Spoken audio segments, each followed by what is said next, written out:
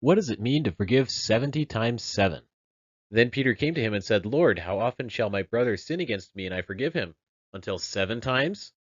Jesus saith unto him, I say not unto thee until 7 times, but until 70 times 7.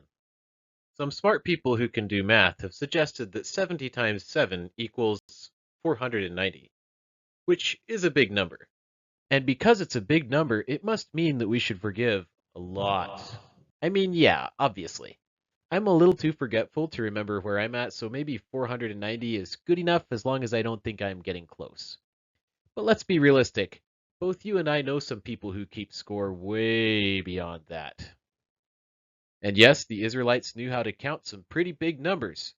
There's even a book called Numbers that has some pretty big numbers in it. Ooh, right off the bat. There were 603,550 Israelites in the camp after they left Egypt.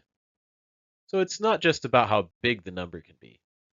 Hebrews can obviously count quite high. So what's with the 490? Let's break it down. What does the number 70 suggest to the mind?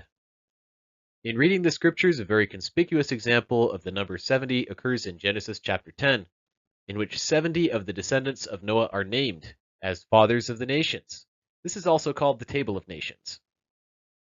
The word nation means birth, by the way, so the people of the same nation are of a shared birth, literally of the same original family. 70 may also refer to the number of elders whom the Lord called out of the camp of Israel to assist Moses, so that the entire burden of the people would not fall to Moses alone. The Lord also called and sent 70 elders to help him preach the gospel, calling them laborers in the harvest. That could be enough for 70. Let's try 7 now. This is a number that occurs often in the scriptures, so I'm going to try to stick with the obvious.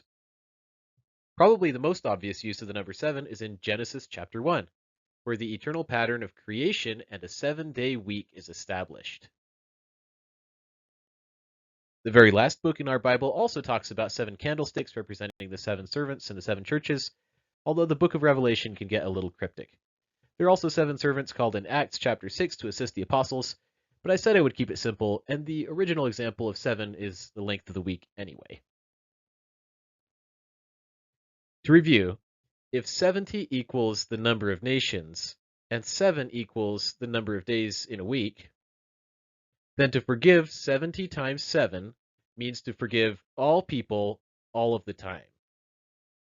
It doesn't matter which nation they are from. It doesn't matter what day of the week it is. We are to forgive all people all of the time, no excuses.